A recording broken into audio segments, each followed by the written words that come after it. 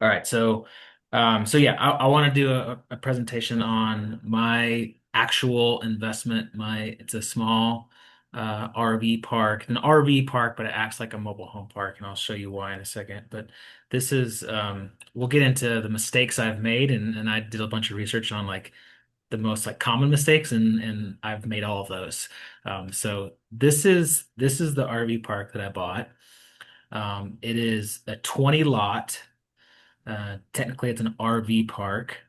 And this is the picture from LoopNet that I bought it from. It was a seller finance deal, and it's in Bowie, Texas. And Bowie on this map is this little bitty town. It's about an hour northeast of like Dallas Fort Worth. So Dallas Fort Worth, large, huge metroplex. I'm originally from Dallas.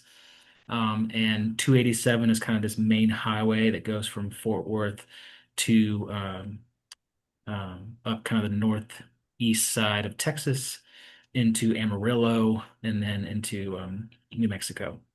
So Bowie's right here. Decatur is kind of a growing city outside of Fort Worth. And my thought when I bought the property, we'll get into more of this a little bit later, is as Dallas Fort Worth expands, Decatur is starting to grow, and people will just continue to grow and kind of go out, which was the general idea. There's a truth to that, but this is pretty far on the outskirts, and it's still pretty. Um, Rural. it's pretty rural. And this park is actually even outside of the city limits of Bowie, so it's even more rural. So like this is all kind of like horse property land, and all these RVs were added, and again we'll get into it, were added to the property very shortly before I bought it.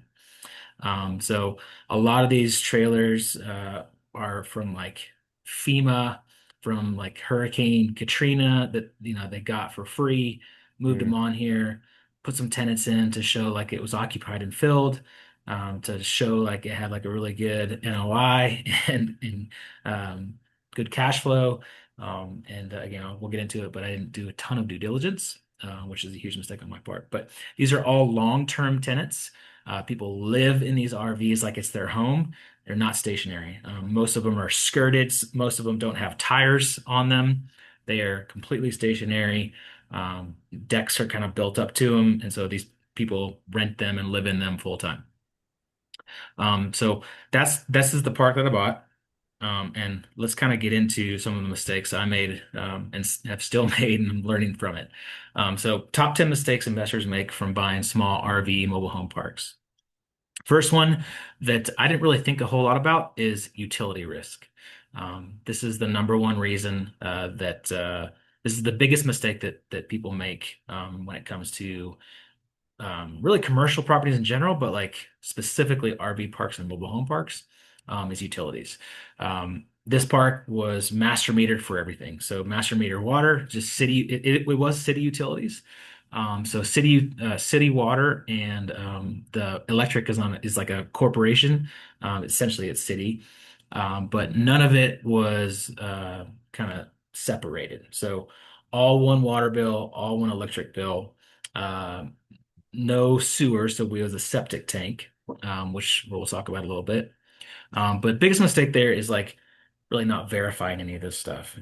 Really not verifying what these expenses are, like how much is the water bill, how much is the electric, how often do you need to pump the septic, what happens if there's a leak. Like all these things can really, really hurt your NOI, especially if you aren't billing it to the tenants, which is another mistake that I made, have continued to make for quite a while. Mainly because I didn't think that the tenants could afford to pay because they're on a fixed income, because it's so rural, because it's so small town. A lot of these tenants are like fixed income. Um, so a better approach, definitely, to you need to look at this stuff before you buy something like this. Always assume that utilities are underestimated and understated. Do your due diligence. Literally, like if you can, pressure test lines. Look at the bills. Like no kidding, do like full year. Like look at the audit, because what happens a lot is in the winter these lines will break a lot because it freezes. So you have a ton of water leaks and a ton of huge water bills in the winter because these pipes freeze and break all the time. And then have a plan to get reimbursed for all these utility bills. Have, either plan on submetering all the, electrical, submetering the water, figure out how you can, see what the usage rate is per tenant and then charge them, do some type of RUB system, figure that and come up with that as a part of your plan. Again, I did not do that. So I got some pictures here. You'll see, um, here's some of just, I've had tons of water leaks. Water pipes were not dug down very deep. So one of the things you really want to look for is how far down these water lines are. You need to really have them at least 4 feet down underneath the ground. So when it is cold in the wintertime, your water lines aren't going to freeze and break. That was not the case for me. They were, probably about a foot down. So I've just had tons and tons of water leaks and tons of issues. And so I've had to just kind of replace a lot of water piping throughout the time that I've owned it as stuff breaks and as I have the money to go in and fix it. This one on the right, this is sewage. This is um, this is in the back of the park. There's a leach field. This is all sewage. When it rains a lot, the septic tanks fill up. And if you don't pump it on a regular basis, then it overflows and goes into the yard. So it's pretty Dang. gross. So that When that's you were happened a lot too. redoing those water lines, were you like redigging them down lower, like doing Yeah. it right essentially on the Yep. sections you could? Okay. Yep. Yep. For sure. Dang. Um, Here's more electrical issues. I've had a ton of electrical issues. These are like just old stanchions that were set up on these lots. Have had a lot of electrical blowouts. A lot of this is a water heater that caught on fire in the one apartment that we had. There was like a barn at the back of the building at the back of the land, and I rehabbed it and turned it into an apartment so I could charge rent. And we had an electrical fire in the house. This is the like a water heater that caught on fire and burned the side of the house. Um, so just lots of electrical, lots of utility issues from parks like this. So definitely something to look out for. Deferred infrastructure, kind of a similar type issue. Again, when I bought this place, they had taken old RVs, and just if you own the RVs, just plan for a ton of maintenance. They break all the time. Parts are hard to find, especially as the RVs get older, and nothing's documented correctly. Nothing's properly maintained because it's all like mom and pop type stuff, duct tape and you get what you pay for, right? Yeah, and having owned RVs like that you actually drive around, which is what it Mm. looks like the majority of those all, if not all of them, Yep, way different than an actual mobile home. for sure.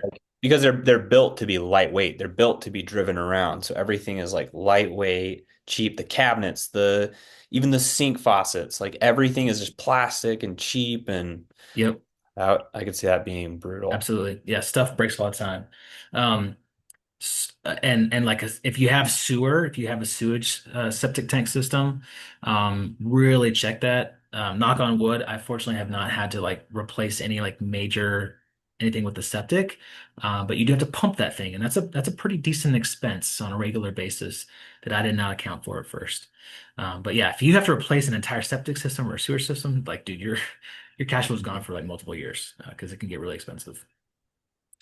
This quote is, "You didn't buy a rental property, you bought a utility company," and that's 100% true. Like, there's so much involved with these parks, with just utilities going to every single unit, and it's really hard to manage and maintain.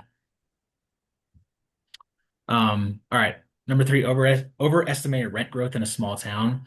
So this is exactly what this is. It's a small town, out in rural suburb, not a ton of growth. Like any commercial real estate investor, the first plan is to buy it, increase rents, increase NOI to get a better, rate of return, and then eventually like sell it, right? Like that's like the standard play for all commercial multifamily operators. But in these small towns, it's hard to do that. And you can make a really big mistake of trying to increase rents too quickly, And you'll just lose the tenants in general because there is an income like constraint. Like there are people that only make so much, and most of these people that are renting, living in these RVs, like are on like disability, fixed income, retirement type stuff. Uh, and if you increase rent at all, like they can't afford it. So pushing too fast, you're going to cause vacancies. You're going to cause people to not pay their rent and get behind. And you just can't raise it as fast as you would think, in some of these bigger towns. So something to think about there if you're going to buy something in a real small town. Um, Not screening tenants. Again, I've made this mistake. I relied too heavily on just like word of mouth. And I did have a property manager who lived on site. Um, and she was okay for a while, but she just brought in like who she knew. She was from the town. She brought she brought in the same type of people, kind of the lower income. The only place that they could afford to live was out there in the country in these small RVs, and she didn't do any type of screening. She didn't verify income. She didn't do background checks. She did like a white piece of paper, like written, lease, or sometimes not even a lease. It was just kind of like month to month. And so really this like not having a standard caused for a ton of like late payments or no payments, property damage, it had some law issues, drugs, alcohol, fights, just a ton of issues that come up when, you don't pay really, really close attention to this and really screen your tenants properly. Um, we now do background checks, verify income, have a standard like state written lease, and do all those things to get a kind of a higher class of a tenant for that. But for a long time, that was not the case. Um, Lot rent versus home ownership. Really, I'd say the goal of any type of play for mobile home parks and RV parks is to not own the home yourself. You want the tenants to own the home. You do not want the park to own the home. Again, when I bought this place, it was all park-owned homes. It was all just old RVs that were owned by the park, and it was renting them to the tenants. Um, this causes way too much maintenance problems, costs, just turnover, tons of issues happen. So you really want to get that tenant to own the home. So now do rent to own for every single one of the RVs. So that way they take on the risk of all maintenance costs and anything that happens. They take better care of the house themselves, the lot around it, and they treat it like their own house. So huge, huge difference there. As soon as you can, try to sell those homes through like owner financing or rent to own. Don't own the park or the property yourself. Uh, we had to get we've had to get rid of a ton of like old homes. Here's a picture of just some of the older homes. Like again, no tires, just rusted, just junk. Like we basically just like had to pay a tow truck to like haul these things off because they were Wow. just trashed. So um, and How are you then disposing it? Are you like having to pay like a dump fee or somewhere or yeah, yeah, gee. yeah, not cheap either. I think it was about it's ranging from like 600 to $1,000 for a dump Wow. fee. Um, again, you there's a certain class of tenant that you attract in some of this stuff, and oftentimes they'll just trash the place. This is one of the tenants moved out and they just like left all their crap everywhere, and so then you gotta clean it all up, get a dumpster, haul it all off. Um, Clear collections. This has also been a problem on my part. The property manager accepted cash forever, and that's really hard to track. And that's unless you like really can put your trust in a property manager, it's really hard to make sure that that's done correctly. They were accepting cash. they would take, for a while they weren't even like showing me the cash that was being accepted. So who knows, like, and I found this to be true. Like I think the first property manager was probably taking money from me, basically saying that like they didn't pay all of the month's rent and they were pocketing, some of it. So really hard to track that. So you really need to have a clear collection system. We now use Turbo Tenant. It's a free um, collection system that you can pay or you can pay for it for like higher stuff, but you can also just use the free version. And we just set up rents to pay online, and all of our tenants now pay online. If they can't pay online, then they now can't live in our park. And enforcing late fees is also a huge thing that we've started doing as well. If you don't have any type of clear collection system, if you don't have any type of documentation to where you're, showing when the due dates are, when late fees are enforced. It's really hard to run a good property. Turnover costs, that picture was kind of tied to that. Um, when people move and when they leave, a lot of times they'll trash the place. So you have to bring in trash removal. I've had to like rent dumpsters to throw away stuff. You have to get utilities reconnected sometimes because again, they'll trash it. So a lot can go into, turnover when someone leaves the park. So the goal is to get people there that can stay for long term. Controlling the park's culture.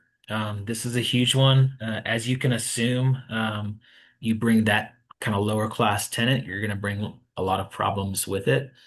You have one bad tenant that can also bring in a lot of other bad people, and we had that in my park. We've had meth labs. We've had cops called tons and tons and tons. Parks, domestic violence. Um, lots of issues because of bad tenants, and bad tenants just bring bad people around. So recently, we've actually put in a security system. So we have security cameras around the park now, and they all know it. And I have the sheriff on speed dial on my phone, and they actually have now set up like they have like a cop car that will like set up on the weekends outside the park or around the corner from the park, just to make sure that it's a safe place to live. And I think we've gotten all the bad tenants out. It seems like it's been pretty good lately. But controlling that culture is a huge deal. And so when you don't screen tenants, when you don't verify income, when you allow for them to pay with cash, all of these issues kind of add up to where you just have a really bad culture in your park. Again, that has happened to me. Just kind of funny pictures. Like this is the Montague County Sheriff. Like this is a report of finding meth in the house. This one is we had to do like a ozone cleaning for because one of them was they were cooking inside the house. So again, all of this stuff adds up to be huge expenses. It can really kill an investment quickly. So you really have to manage that culture and get good tenants in. Um, Local demand. This was another thing, kind of an assumption on my part when I looked at this park, thinking that hey, it's an hour, a little bit over an hour outside of Dallas Fort Worth. Dallas Fort Worth is huge. It's growing like crazy. This thing has got to grow over time. And if you look at the city itself, there really is no major employer in the city that I bought in. There's no military base close by. There's really not a whole lot of oil gas activity. There's agriculture, there's farming, there's ranching, but there's nothing that is bringing local demand into the city. So that's really something that you need to look for. So the people that rent that are living in this park that they are the locals that have lived there forever that now work at like the Dairy Queen and the Burger King, and they have kind of the low end wage worker. So nothing that is attracting people to the city, to this park, because even the park is outside of the city limits of this small town. So definitely something to look at of like why people are living in the city before you go and invest there. All right, last one. Um, so I bought this park after we as in my other business partner, I own a portfolio of single family rentals in Milwaukee, Wisconsin, which is a completely different market. And um, that portfolio is very passive. Long-term tenants, C-class neighborhoods, single-family homes. We have a property manager that manages everything. I rarely have to do anything for that portfolio. I made an assumption that an RV park, mobile home park would be a similar type thing where I have a property manager, the property manager manages the tenants, and I sit back and just collect the rents, maybe manage the manager every now and then. But that is very untrue and not the case. You cannot treat a mobile home park or RV park like a passive single family home, rental real estate. It's a very active, engaging type of investment because problems always arise. There's always issues that come up. There's always maintenance. And so you have to have management. And if you don't have management, you have to have some really good systems and some processes in place and be consistent. It's very high touch. So, you have to be engaging with the park, with the community, with the tenants, and with the property management all the time. So do not treat this like a passive investment. Definitely. Um, so those are kind of just the quick down and dirty top 10 mistakes that a lot of people make for these kind of smaller price point outside kind of big areas of town. You can make money on it, they can cash flow well, but you gotta make sure that you're not missing this stuff. Yeah, this Um, has been awesome. yeah, No, that's great. I'd love to ask more questions, but I actually have to jump off. I yeah, gotta take over from the wife. sounds good, man. But yeah, no, this is awesome, man. Yeah, definitely some really good lessons learned. Yeah, for sure. Uh, Hopefully, all right, man. you'll Well, get it hey, turned around. I do want to talk to you more. I'll reach out to you a little bit later, but take care, man. Sounds good, buddy. See ya. All right, see ya.